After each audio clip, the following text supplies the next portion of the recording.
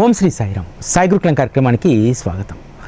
శ్రీ సద్గురు శ్రీ సాయిబాబాను ఆశ్రయించినటువంటి వాళ్ళు ఎంత అదృష్టవంతులంటే అత్యంత సునాయాసంగా జ్ఞానబోధన అర్థం చేసుకుంటారు.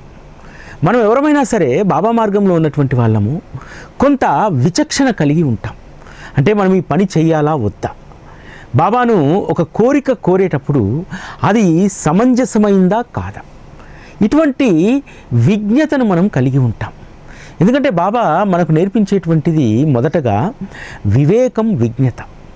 అది నేర్చుకున్నప్పుడే సద్గురువు యొక్క సహచర్యాన్ని మనం అనుభవించగలుగుతాం. లేకపోతే మన జీవితం అంతా కూడా ఎప్పుడూ ఆశలోనే ఉండిపోతుంది. అంతేకాదు నిత్యము కూడా ఏదో ఒకటి కావాలనేటువంటి కోరిక మనస్సును మాయ వైపు తీసుకెళ్తుంది. సద్గురువుని ఆశ్రయించినటువంటి మనందరము కూడా ఈరోజు కొంత శాంతంగా ఉండడానికి కారణం ఏమిటంటే ఆయన బోధ మనకు అత్యంత సులువుగా అర్థం కావడం వల్ల. సర్వసాధారణంగా బాబాను ఆశ్రయించినటువంటి వాళ్ళు బాబా యొక్క సచ్చరితను పారాయణ చేసిన తర్వాత కొంత జీవితంలో ఒక నిర్ణయానికి వస్తాం. అంటే ఇప్పటి వరకు ఉన్నటువంటి జీవితం ఒక ఎత్తైతే గురు కథలో పడ్డ తర్వాత, గురు కథా శ్రవణంలో మునిగిన తర్వాత ఖచ్చితంగా మన జీవితంలో మనం మార్పు చేసుకుంటాం. అందుకనే బాబాను ఎప్పుడూ మనం కోరాల్సింది, బాబా నాకు కావలసినటువంటి జ్ఞానబోధ అత్యంత సులువుగా అర్థమయ్యేలాగా నువ్వు బోధించు. ఎందుకంటే సచ్చరిత చేత వెన్న ముద్దలాగా ఉంటుంది. అది మనము అర్థం చేసుకునేటువంటి తీరు మన మనస్సు కనుక అందుకు సిద్ధంగా ఉందనుకోండి, ఎంత అద్భుతంగా అర్థమవుతుందో. జ్ఞానం అనేటువంటిది నిజంగా చాలా ఒక క్లిష్టమైనటువంటి పదం. అరే జ్ఞానిరా అంటారు. అనేక ఆధ్యాత్మిక గ్రంథాలు, వేదాలు, అనేక పారాయణలు చేసినటువంటి వాళ్ళని అవపోసన పట్టినటువంటి వాళ్ళందరినీ కూడా జ్ఞాని అని అంటారు. కానీ బాబా మనము అందులో కనీసం ఏ గ్రంథాన్ని చదవకపోయినా, ఏ వేదాన్ని తెలుసుకోకపోయినా అద్భుతమైనటువంటి జీవన వేదాన్ని మనకు బోధిస్తారు. అందుకని ఇక్కడ భజనమాలలో సావిత్రిబాయి టెండూల్కరు 177వ అభంగంలో ఎంత అద్భుతంగా అడుగుతారంటే బాబాను, బాబా సరళ మార్గాన జ్ఞానము నొసగవయ్యా, కరువులో బిచ్చగానిలా ఈ జీవుడు ఆశాపరుడయ్యా, నీ భక్తునికి అజీర్ణము కాకపూర్వమే నీ మహిమను చూపవయ్యా, కనుకనే నీ చరణాల చెంత నేను చేరానయ్యా. ఇక్కడ ఒక పదాన్ని మనం బాగా గుర్తుపెట్టుకోవాలి, మనందరి జీవితాలకు ఉపయోగపడేటువంటిది. నీ భక్తునికి అజీర్ణము కాకపూర్వమే నీ మహిమను చూపవయ్యా అని అడుగుతారు. ఏమిటి అజీర్ణం? అజీర్ణం ఏమిటో తెలుసా? మనం కోరేటువంటి కోరికలు కొన్ని అరాయించుకోకపోయినా బాబాను అడుగుతూ ఉంటాం. చాలా సందర్భాల్లో ఆ కోరికలు అనేటువంటి అజీర్ణం మనకు చేస్తూ ఉంటుంది. కాబట్టి అటువంటి అజీర్ణం చేయకుండా నీ మహిమను తెలుపు. అంటే కోరికను తీర్చడమే బాబా మహిమ కదా, మనకు కావాల్సింది ఇవ్వడమే బాబా మహిమ కదా. మరి ఇంకొక మహిమ ఏముంది? ఇంకొక అసలైనటువంటి మహిమ ఏంటంటే నీ జీవితాన్ని ఎలా సార్థకం చేసుకోవాలి, ఎలా తృప్తిగా ఉండాలనేటువంటి పాఠాన్ని బాబా బోధించడము, దాన్ని అవగాహన చేసుకోవడమే బాబా యొక్క అసలైనటువంటి మహిమగా ఇక్కడ మనం గుర్తించాలి. ఈ అభంగంలో మొదట బాబాని అడుగుతుంది, బాబా సరళ రీతిలో జ్ఞానాన్ని వసంగవయ్యా అని అడుగుతున్నారు. ఎస్, ఈరోజు సరళ రీతిలో మనం ఎంత అద్భుతంగా బాబా యొక్క తత్వాన్ని, వారు బోధించే జ్ఞానాన్ని అర్థం చేసుకుంటున్నాం అనడానికి రోజు రోజుకు సాయి కథ పట్ల పెరుగుతున్నటువంటి మన అనురక్తి, అంతేకాదు రోజు రోజుకు సాయి కథా శ్రవణం చేసేటువంటి వారి సంఖ్య పెరుగుతున్నటువంటి తీరు. ఎస్, ఎవరైతే నిత్యము కూడా సాయి కథాశ్రవణంలో ఉంటారో వారికి జ్ఞానానికి లోటు ఉండదు. అద్భుతమైనటువంటి జ్ఞాన సముపార్జన ఒక్క శ్రీ సాయి సచ్చరిత మాత్రమే ఇస్తుంది, ఒక గురు కథ మాత్రమే ఇస్తుంది. ఎందుకంటే అది అర్థం చేసుకోకపోతే సావిత్రిబాయి టెండూల్కర్ చెప్పినట్టు కరువులో బిచ్చగాడిలా ఈ జీవుడు ఎప్పుడూ కూడా ఆశాపరుడే. ఆశనే మనల్ని పూర్తిగా కృంగదీస్తుంది. ఆ ఆశ మన జీవితంలో ఎంత నష్టాన్ని కలిగిస్తుందంటే అంత నష్టాన్ని కలిగిస్తుంది. పూర్వం ఒక గ్రామంలో ఒక వర్తకుడు ఉండేటువంటి వాడు. అతడి వ్యాపారం కిరాణా వ్యాపారం చాలా సవ్యంగా సాగిపోతూ ఉంటుంది. ఆ ఊరికి దారి వెంట వెళ్ళేటువంటి దానయ్య షాప్ దగ్గర ఆగి అడుగుతారు, కుశల ప్రశ్నలు వేస్తాడు. ఎలా ఉంది నీ జీవితం, ఎలా ఉంది, వ్యాపారం ఎలా నడుస్తుందంటే అంత బాగుంది, తృప్తిగా ఉన్నానయ్యా అంటారు. కానీ నీకు అనేక రకాలైనటువంటి తెలివితేటలు ఉన్నాయి, నువ్వు మంచి చురుగ్గా కనిపిస్తున్నావు, యువకుడివి, నువ్వు ఇక్కడ కిరాణా షాప్లో కూర్చొని గవ్వలు లెక్క పెట్టుకోవడం ఏమిటి, అనాలు లెక్క పెట్టుకోవడం ఏంటి, నువ్వు కొంచెం ప్రయత్నం చేయి, మంచి వ్యాపారం చేయి అంటారు. నాకు ఈ వ్యాపారం తప్ప మరొక వ్యాపారం తెలియదని చెప్తాడు. అప్పుడు అపరిచిత వ్యక్తి తన సంచిలో నుంచి ఒక వజ్రాన్ని తీస్తాడు. తీసి ఇది ఏమిటో తెలుసా అంటే వజ్రం అంటారు.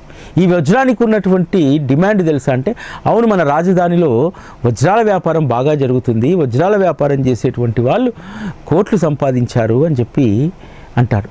మరి నువ్వెందుకు చేయరాదని అంటాడు అపరిచిత వ్యక్తి.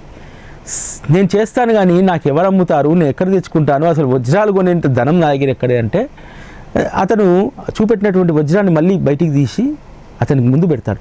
ఈ వజ్రం విలువ ఎంత ఉంటుంది అంటాడు. అతను ఆలోచించి రాజధాని మార్కెట్లో ఇది దాదాపు 25 రజత నాణాల విలువ కలిగి ఉంటుంది అంటారు.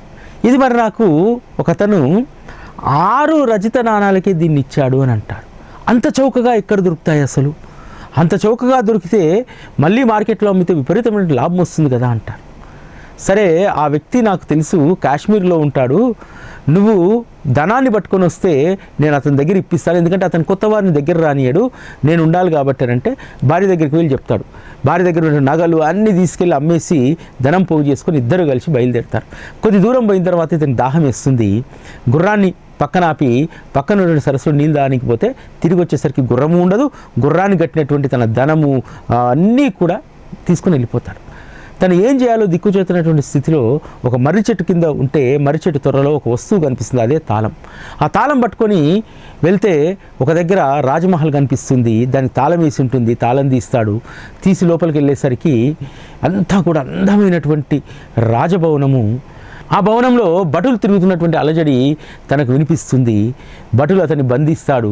బంధించి రాజువారి దగ్గర ప్రవేశపెడితే అంతకు పూర్వమే మహారాణి గారి యొక్క నగలు పోయాయి, ఆ దొంగిలించినటువంటిది వీడే, వీడికి అసలు తాళం చెయ్యి ఎలా దొరికింది, రహస్య ప్రదేశంలో పెట్టినటువంటి తాళం చెయ్యి, ఇక్కడ ఉన్నటువంటి వస్తువులు కూడా దోచుకుపోవడానికి వచ్చాడని చెప్పి ఇతను నెత్తి నోరు మొత్తుకొని చెప్తాడు, నేను దొంగను కాదని చెప్పి రాజుగారు తీసుకెళ్లి జైల్లో వేస్తాడు.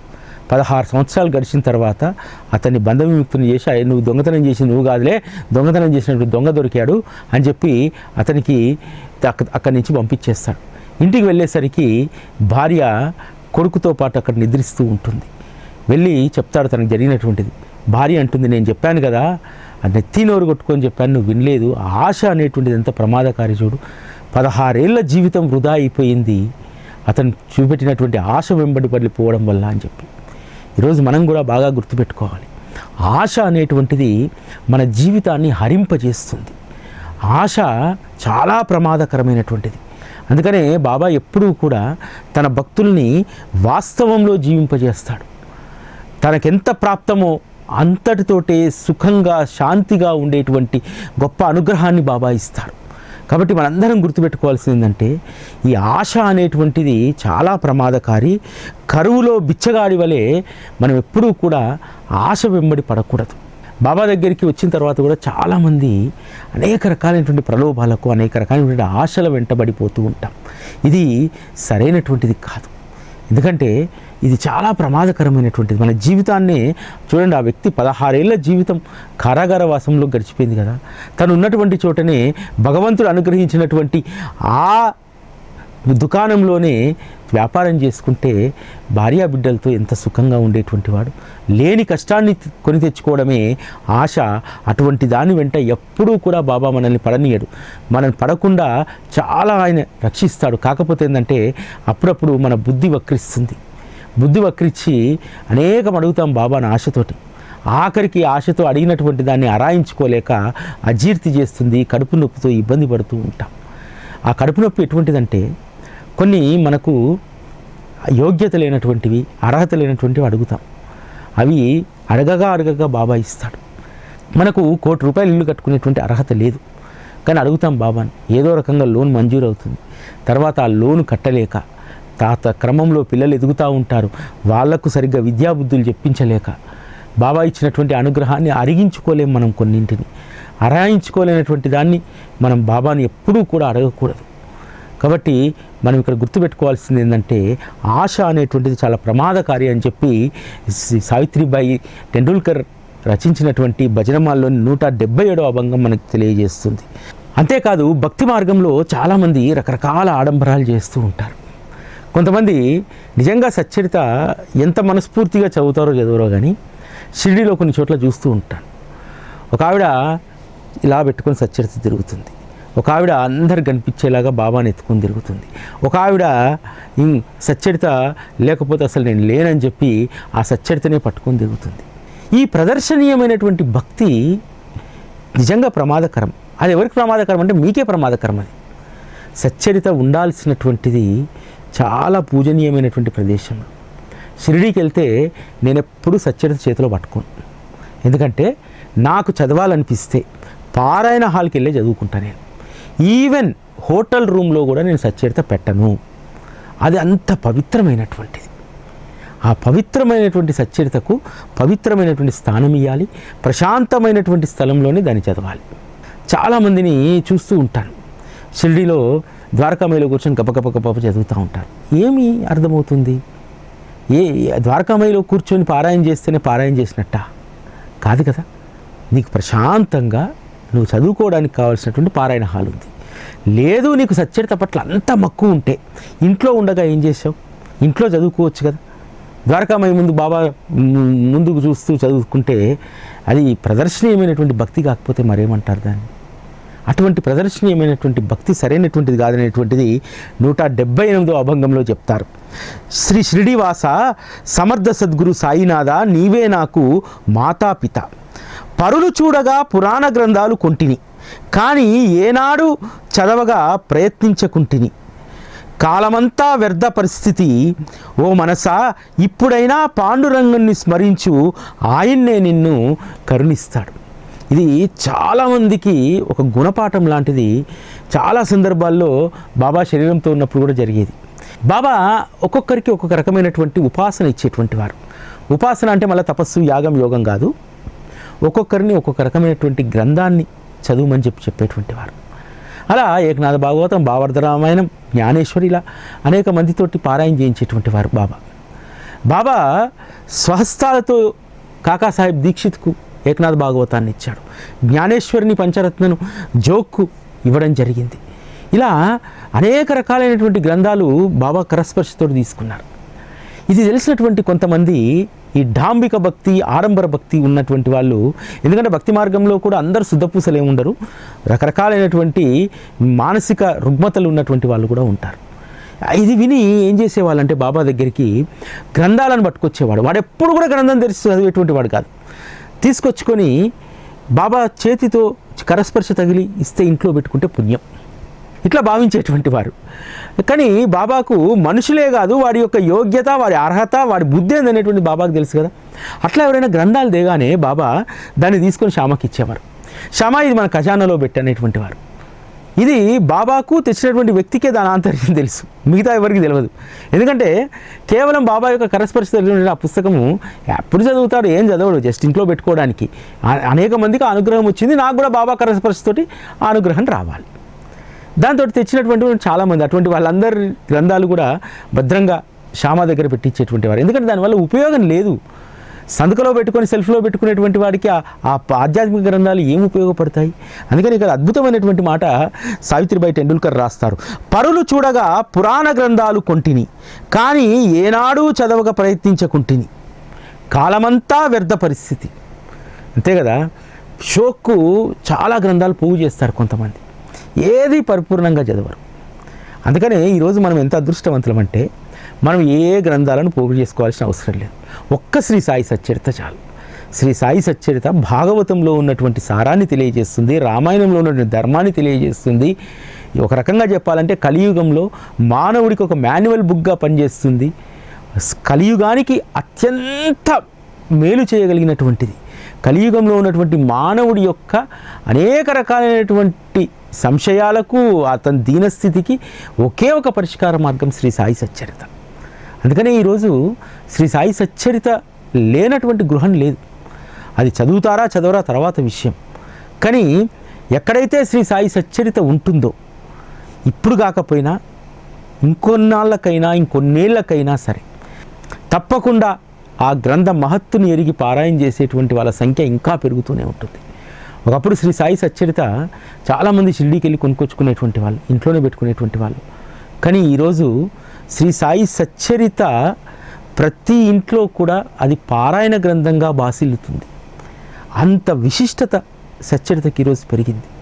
ముఖ్యంగా గురువు యొక్క కథాశ్రవణం కలియుగంలో మానవుడికి ఎంతో మేలు చేస్తుంది. మనస్సుకు ఇంద్రియాలకు కళ్యం వేసేటువంటిది కూడా శ్రీ సాయి సచ్చరితనే. ఎందుకంటే దానిపైన మక్కువ కుదిరిందనుకోండి, ఇంకా ఇతర విషయాలు ఏవి కూడా అసలు ఏవి పట్టవు. శ్రీ సాయి సచ్చరితలో సాక్షాత్తు చెప్పబడ్డది, ఎవరికైతే గురు కథ పట్ల మక్కువ కుదిరిందో వారికి ఇక ప్రపంచంలో ఉన్నటువంటి విషయాలు తృణప్రాయంగా మారిపోతాయని. అంతే కదా, నిజంగా అద్భుతమైనటువంటి సారం కలిగింది శ్రీ సాయి సచ్చరిత. కొంతమంది పరులు చూడగా గ్రంథాలను కొని వాటిని జస్ట్ ఒక షోకేజ్లో పెట్టుకునేటువంటి వాళ్ళు కొంతమంది అయితే, ఇంకొకటి ఏంటంటే మనం గ్రంథాన్ని పారాయణ చేస్తున్నా సరే దానిని ఎంత అవగాహన చేసుకుంటున్నాం అనేటువంటిది కూడా చాలా ప్రధానమైనటువంటి విషయం.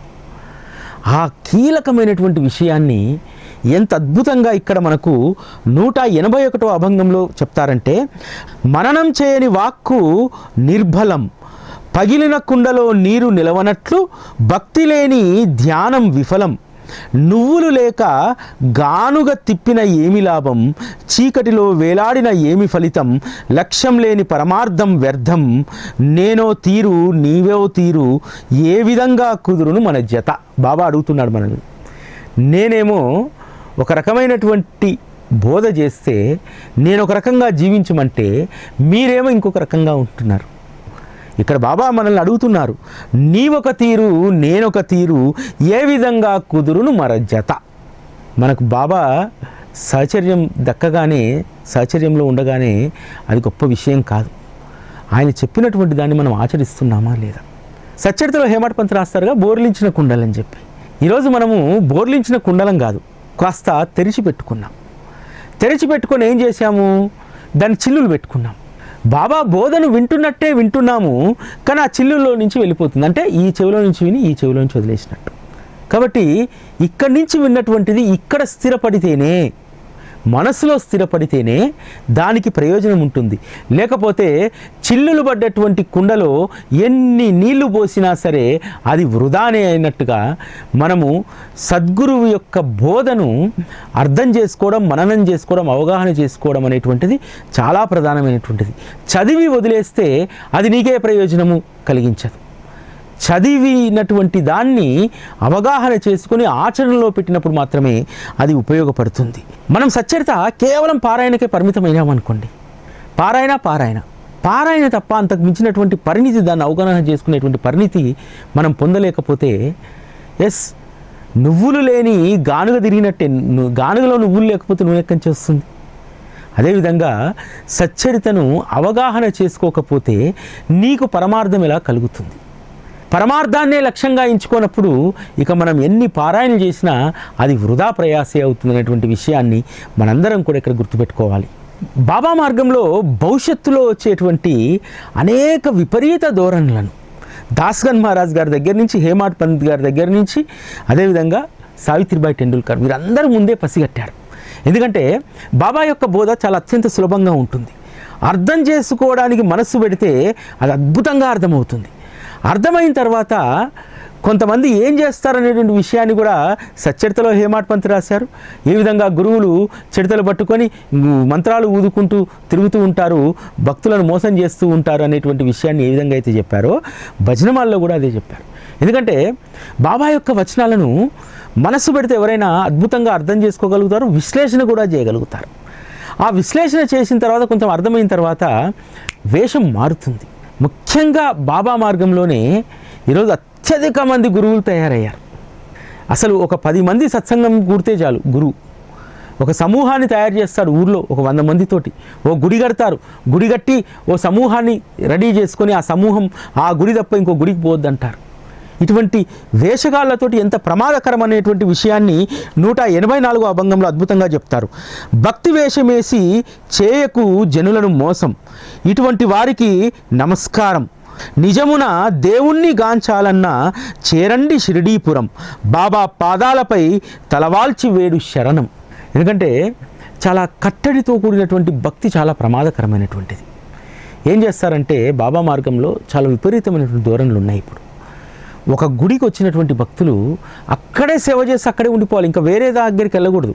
ఒక సత్సంగానికి వచ్చేటువంటి వాళ్ళు ఆ సత్సంగంలోనే ఉండాలి, ఇంకెక్కడికి వెళ్ళకూడదు. ఇటువంటిది చాలా దుర్మార్గకరమైనటువంటిది. ఇక్కడ చెప్పినటువంటి మాటను మీరు అందరూ గుర్తుపెట్టుకోండి. భక్తి వేషం వేసి జనులను మోసం చేయకు. చాలామంది పాపము అమాయకమైనటువంటి భక్తులు మనం షిరిడీలో చాలామందిని చూస్తూ ఉంటాం.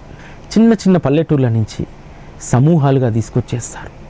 అసలు దానికి ఒక నాయకుడు, అదో డ్రెస్ కోడు, వాళ్ళకు బ్యాడ్జీలు, ఇవన్నీ ఏంటంటే వాళ్ళను అక్కడి వరకు కట్టడి చేస్తూ ఉంటారు. ఆ కట్టడి చేసేటువంటి భక్తి నిజంగా చాలా ప్రమాదకరమైనటువంటి. దాని ద్వారా ఎవ్వరూ ఏం నేర్చుకోరు.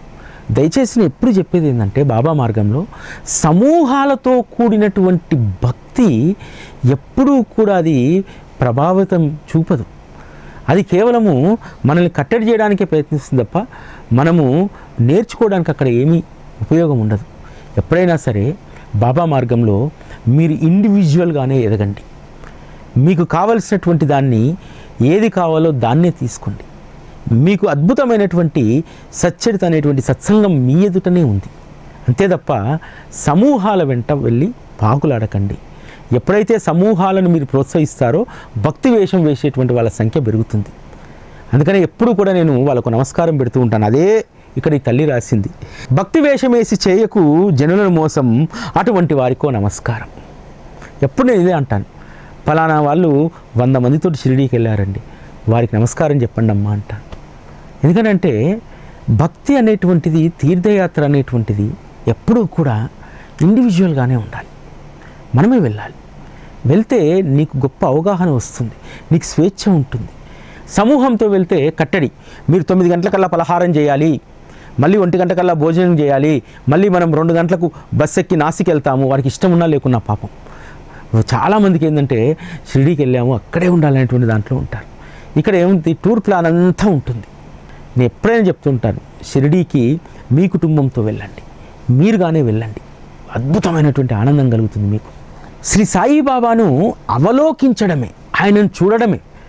సాధారణంగా ఆయనను చూస్తూ ఉంటే మనలో రకరకాలైనటువంటి భావాలు లేస్తూ ఉంటాయి. అవి ఎటువంటి భావాలంటే ఒక్కొక్కసారి సచ్చరితలో ఉన్నటువంటి అపురూపమైనటువంటి విషయాలు గుర్తొస్తూ ఉంటాయి. గుర్తొచ్చినప్పుడు మనకు తెలియకుండానే మనలో సత్సంగం జరుగుతూ ఉంటుంది. ఆ సత్సంగ మహిమ గురించి 196వ అభంగంలో అద్భుతంగా రాస్తారు. నా అదృష్టం వల్ల కలిగెను సత్సంగం, తొలిగెను మదిననున్న సందేహం, లౌకిక సుఖాలకిచ్చెను అధికారం, కానీ అంకుశం పెట్టి చేశాను మనస్సును శుద్ధం, దైవస్మరణతో మనసాయ నిర్మలం, గురుచరణాలను ఆశ్రయించగా కలిగెను నాకీ లాభం, కనుకనే చేస్తున్నాను నీ గానం. అద్భుతమైనటువంటిది. ఎందుకంటే ఎప్పుడైతే మన మదిలో సత్సంగం జరుగుతుందో ఆ సత్సంగం చాలా అద్భుతమైనటువంటిది. ఎందుకంటే నీ యొక్క సంశయాలను నీ అంతర్మదనమే, నీలో జరిగేటువంటి సత్సంగం అనేటువంటి అంతర్భద్రం నీలో ఉన్నటువంటి సంశయాలను తొలగిస్తుంది. ఇతరులు ఎన్నిసార్లు చెప్పినా, నీకు ఎంత సర్ది చెప్పినా నీ సంశయాలు తీరవు. ఎప్పుడైతే నీ మదిలో సత్సంగం జరుగుతుందో నీకున్నటువంటి సంశయాలన్నీ కూడా తీరిపోతాయి. అదేవిధంగా మనస్సు నిర్మలమైపోతుంది. మనస్సు నిర్మలమైనప్పుడు భగవంతుడి పట్ల ప్రేమ పెరుగుతుంది. మనస్సు శుద్ధంగా ఉన్నప్పుడే శుద్ధమైనటువంటి భక్తి భావన మనలో నెలకొంటుంది. కాబట్టి అటువంటి భక్తిని ప్రసాదించమని ఎప్పుడూ మనం బాబాను అడగాలి. చాలామందికి ఏంటంటే మనం ఎందుకు బాబాను చేరువయ్యాం, బాబాను ఎందుకు ఇంత విశ్వసించాలి, ఎందుకు ప్రేమించాలి, ఎప్పుడు ఆయనలో ఎందుకు లీనం కావాలి, ఈ రహస్యాన్ని ఖచ్చితంగా మనం తెలుసుకోవాలి. చాలామంది అవసరం కోసం భక్తిలోనే ఉంటారు. ఈ అవసరం కోసం చేసేటువంటి భక్తి నీకు ఏ ప్రయోజనాన్ని ఇవ్వదు. అందుకనే 197వ అభంగంలో నువ్వు ఎందుకు బాబా దగ్గరికి వచ్చావు, ఏం చేస్తున్నావు, ఏం పొందుతున్నావు, ఏం పొందాలనేటువంటి విషయాన్ని అద్భుతంగా రాస్తారు. జనన మరణాలన్నీ పూర్వజన్మ ఫలాలు, వాటిని తప్పించుకునుటకు చేరు గురు పాదాలు. రేయింబవళ్ళు శ్రీ సాయి భజన, నీవు తరించుటకు బహుచక్కని సాధన. జీవన నౌక భవసాగరాన మునగకుండా చేయు ఉపాయం, అన్నీ చూస్తున్న ఆ దేవుడే నీకు చేయును సాయం. ఇందుకోసం మనం బాబాను ఆశ్రయించాలి. ఎందుకంటే జనన మరణ చక్రాలను తప్పించుకోవడం మన వల్ల కాదు. కాబట్టి ఆ జనన మరణ చక్రాలను తప్పించుకోవడానికి గురు పాదాలను మనం పట్టుకోవాలి. రాత్రింబవళ్ళు ఆయన భజన్నే మనం చేయాలి. నీవు తరించుటకు ఇదొక్కటే సాధన, ఇంకోటి ఏమీ లేదు. పెద్ద పెద్ద యజ్ఞాలు లేవు, యాగాలు లేవు, ఏ తపస్సులు లేవు. కేవలం నామం ఒక్కటే చక్కటి సాధన. మన యొక్క భవసాగర నావను తీరం చేర్చుకోవడానికి ఒక్క గురుచరణాలు ఒక్కటే ఉపాయం, అంతకు మించినటువంటిది లేదు. అదేవిధంగా మన జీవితాన్ని మొత్తం చూసి అవగాహన చేసుకుంటున్నటువంటి ఆ దేవుడే మనకు సహాయం చేయగలుగుతారు తప్ప ఇంకెవ్వరూ కూడా సహాయం మనకు చేయలేరు అనేటువంటి వాస్తవాన్ని బాబా యొక్క తత్వం మనకు బోధిస్తుంది. అదేవిధంగా మనకు అనేక రకాలైనటువంటి కష్టాలు వస్తాయి, అనేక రకాలైనటువంటి బాధలు వస్తాయి. వాటికి కారణం ఏమిటో అసలు మనకు తెలియదు. కారణం కాదు కదా, పరిష్కారం కూడా మనకు తెలియదు. అందుకనే దానికి కారణం ఏమిటి, పరిష్కారం ఏమిటి అనేటువంటిది ఒక్క మనం ఆశ్రయించినటువంటి శ్రీ సాయిబాబాకు మాత్రమే తెలుసు. అందుకనే 198వ అభంగంలో అద్భుతమైనటువంటి మాట రాస్తారు. నీ కష్టానికి కారణం నీవెరుగుదువా, చిన్నపాటి అనారోగ్యానికి చేయించుకొందువు వైద్యము, పథ్యం పాటించి మందులు వాడి తగ్గించుకుందువు రోగము, రోగం కుదిరి కలుగును ఆనందం, శవంగా మారకుండా శివంగా మారుటకు శ్రీచరణాలే దిక్కు. శ్రీ సాయి సచ్చరిత 13వ అధ్యాయం మనకి ఇదే చెప్తుంది. మన యొక్క కష్టానికి కారణం మనకు తెలుసా? భీమాజీ పాటిల్కు తన యొక్క క్షయవ్యాధికి కారణం ఆయనకు తెలుసా? కాదు కదా. తన యొక్క అనారోగ్యాన్ని పోగొట్టుకోవడానికి ఎన్ని రకాల మందులు వాడాడు, ఎన్ని రకాల పత్యాలు చేశాడు. ఏమైంది చివరికి? శ్రీచరణాలను పట్టుకున్న తర్వాతనే కదా ఆయన రోగం నివారణ జరిగింది. సద్గురుని ఆశ్రయించినటువంటి వాళ్ళందరినీ కూడా బాబా శవంగా మార్చడు. సర్వసాధారణంగా వారిని శివంగా ఉంచి వారి చేత అనేక రకాలైనటువంటి మంచి పనులు చేయించుకోవడానికి మనల్ని ఉపయోగించుకుంటాడు. కాబట్టి మనం బాబా మార్గంలో మంచి సేవ చేయడానికి, మంచిగా మసులుకోవడానికి, మంచిగా జీవించడానికి ఎప్పుడూ మనం ప్రయత్నం చేయాలి. ఇది ఈరోజు సాయి గురుకులం. మళ్ళీ రేపటి కార్యక్రమంలో కలుసుకుందాం. అప్పటి వరకు సెలవు. నమస్కారం.